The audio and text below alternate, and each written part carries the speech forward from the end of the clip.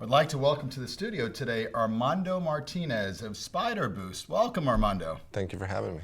On behalf of EO South Florida, I'd like to really congratulate you for your ranking in the 2014 Inc. fastest growing privately held companies in the United States. Thank you. So tell us a little bit about Spider Boost. So Spider Boost is an advertising agency that focuses on digital advertising. We are what's called a programmatic advertising company. That basically means that digital advertising has matured enough to where there's a lot of predictability when it comes to acquiring your target audience and getting in front of your target market. And we use code and software and Google. And we work a lot with Google directly. We're one of the largest Google partners in South Florida. And we work with them directly to acquire clients for our clients themselves. Excellent. What motivated you to launch Spider Boost? I have a lot of experience working since I was 16 years old. I worked retail for 9 years, then I worked for a couple of different Inc. companies, if you will, or Fortune 500 companies actually. I worked at AT&T Advertising, I worked at Office Depot, corporate headquarters, and the opportunity for growth and for fast growth, if you will, was not there in those companies when I worked there. And I didn't really like that. I felt like I knew enough about my trade and who I was and what my core strengths were that I needed to go out on my own and try to see what I could do. And here we are. There seems to me that there would probably be a lot of competition within your industry. What's unique about Spider Boost? Wow, there is definitely a lot of competition in this market. We deal with having to, all our clients get hit up by companies in India and the UK and South America trying to take our clients away. So that's one thing. And then in the United States, of course, advertising has been around for forever. So what's unique about Spider Boost is the fact that everything we do is based on factual numbers. We don't deal with having the prettiest picture or coming up with the most creative idea and the best creative pitch for presenting a company. We identify who we're targeting, and we use real data, statistics, a lot of statistics, and we target those people with software and get in front of them. So it's much lower risk. Your wasted ad spend is also way lower, and it works. More importantly, we have a lot of clients in pretty much every industry, from accounting services all the way to hotels and resorts, and the formula is the same. It's really applying a lot of statistic and economic theory to a matured digital marketing world out there, where we're able to really hone in and get the ideal customer for our clients. Interesting. When you launched, did you have a detailed business model? No, not at all. Not at all. When I launched, I knew that the opportunity was there for really working on the web world at the time. You know, it was just the .com world, and maybe it'll get adopted, and maybe it won't. But it was growing really rapidly, and that was really what attracted me to this market as an economics major. I know that the opportunity for growth, it's much easier to get in there when it's at the early stage, and I got in at the early stage. How did you secure your first client? So I was very good at doing website presentations, and I've been Google certified since 2006, so I know how to drive clicks to websites, right? And so I did that. I did my own advertising, had a small budget, and they saw my website. They were impressed enough to call me and have them present face-to-face.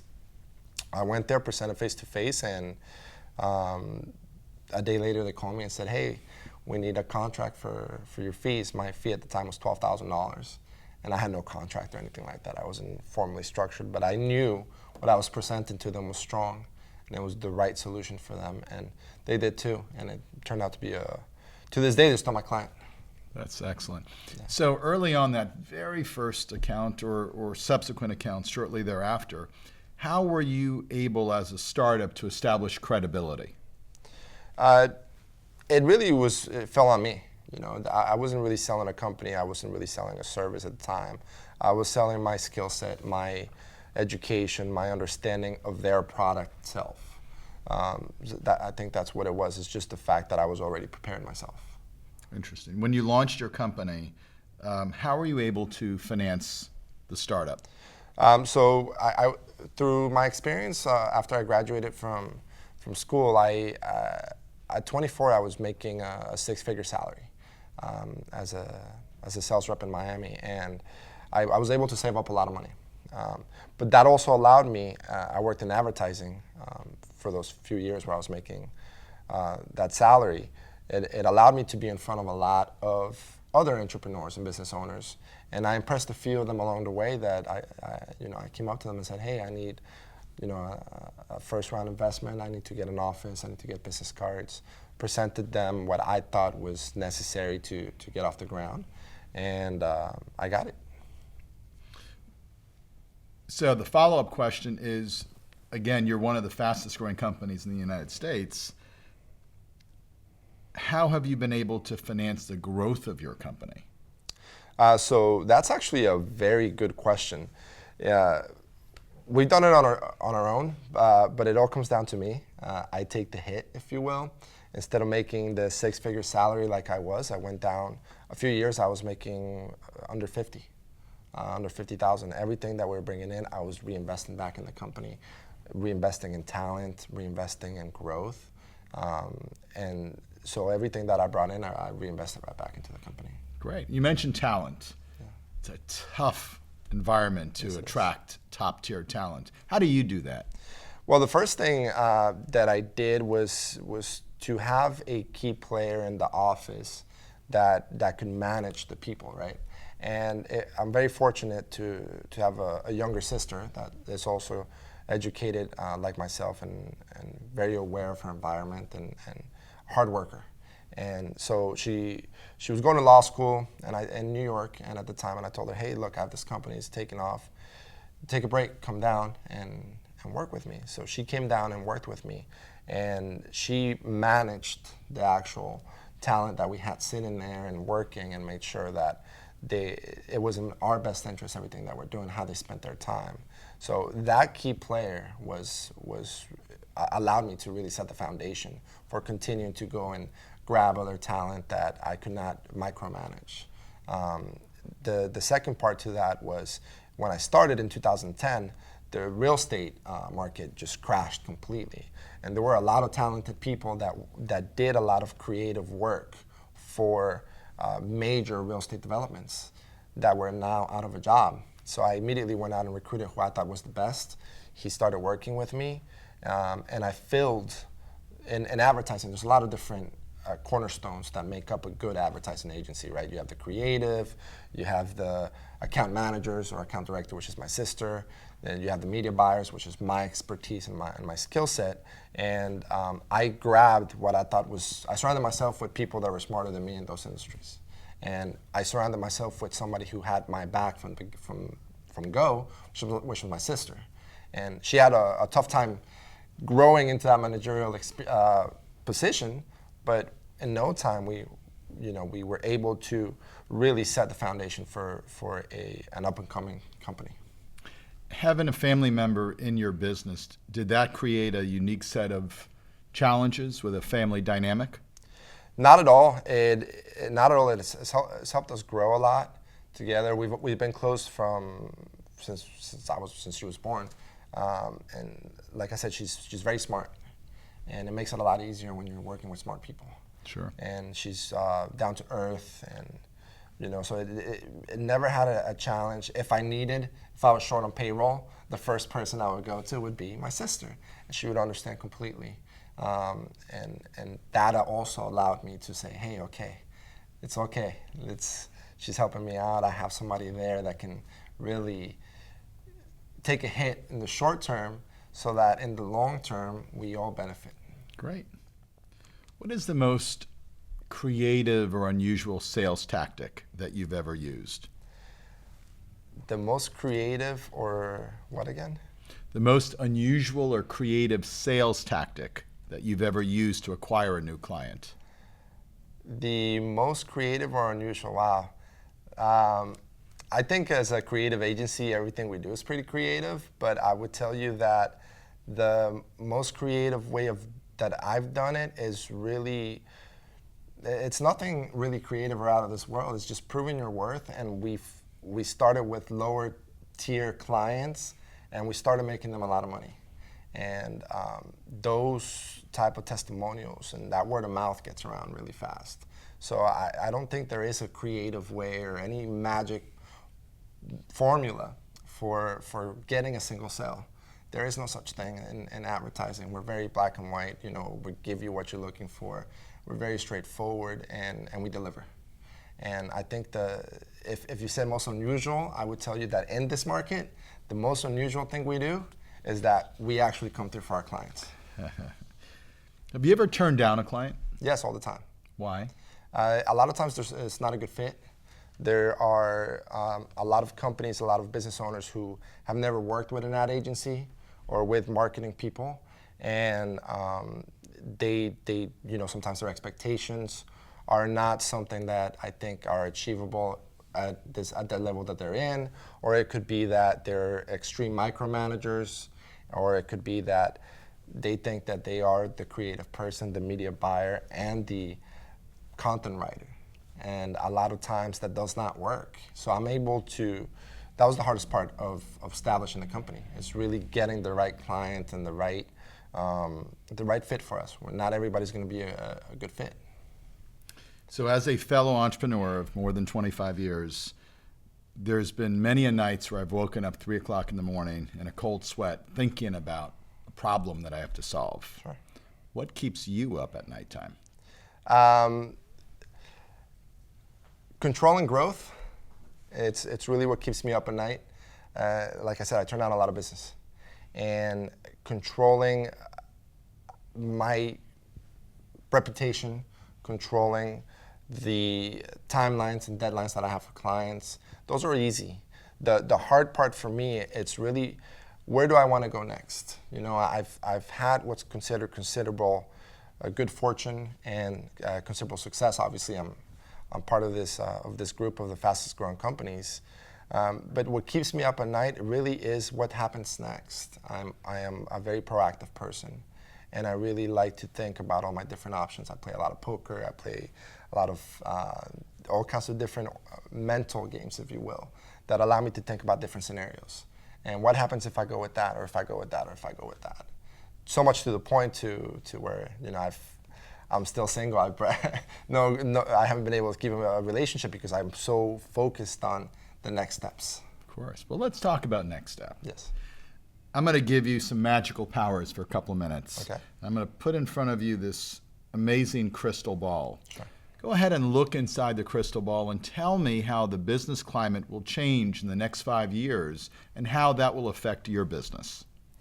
In the next 5 years, the business climate as a whole is going to change it's going to be a lot more like accounting than it is creative. It's going to be a lot of numbers. And when it comes down to everything that we do now as a society in the United States is tracked, whether you like it or not, whether you accept it or not. When you go on Facebook, I know exactly what music you like, who you're friends with, where you like to go and eat, what your preferences are. When you go on Google and do searches on the internet, I know if you looked at $1 million house or a $200,000 apartment. Mm-hmm. I can identify all that.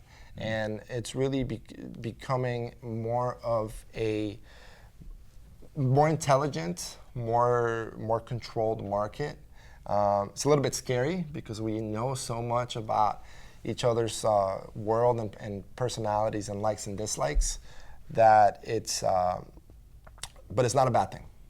The people that are in charge of keeping track of this data and the people that actually have control of this data are very responsible, very successful. I'm talking about Google and Facebook, of course. And these companies are not going to release that information for anything other than marketing purposes. And so I think, you know, in 5 years from now, we'll be able to say, all right, this is what I sell, this is who I sell to. It's going to be very aligned, is going to be a lot more organized and more controlled. Interesting. So you're a very impressive entrepreneur. Thank you. I would like to make a $1 million investment into your business. How would you deploy those $1 million?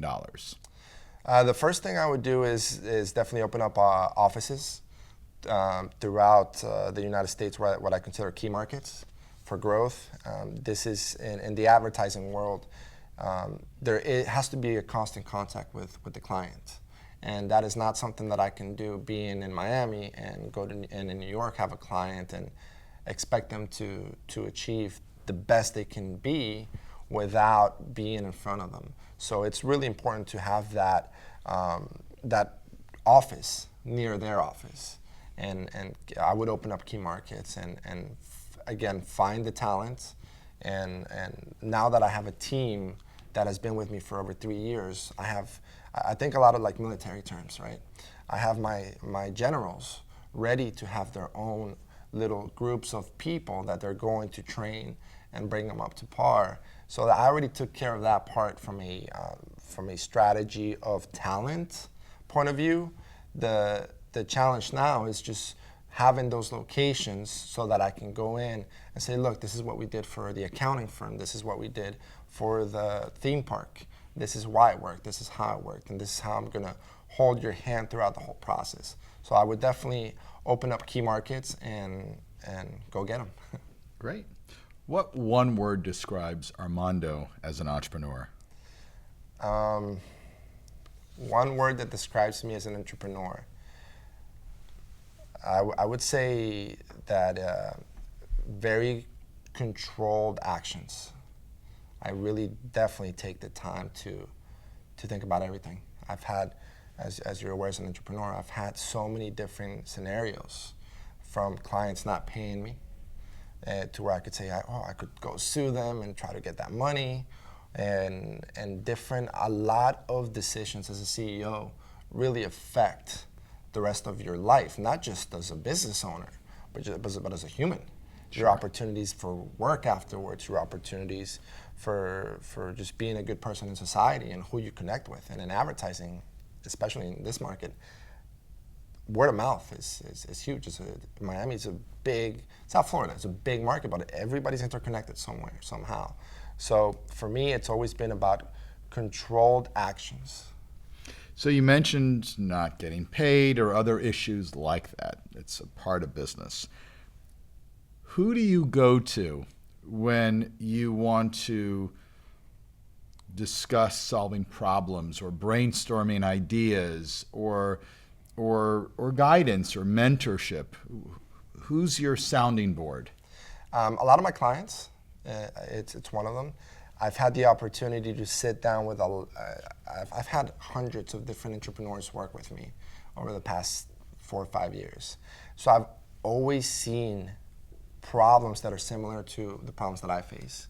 And I've gotten to see how they solved it, whether it was right or wrong, what they did right and what they did wrong. Sure. And I got to learn a lot from that. And I've become very close with a lot of other business leaders and thought leaders. And I really, when I go and present to them and I tell them how to fix their problem, I'm doing it from experience that I did with other folks, or from experience that I did with my own, or from case studies that I read, or any information I got my hands on.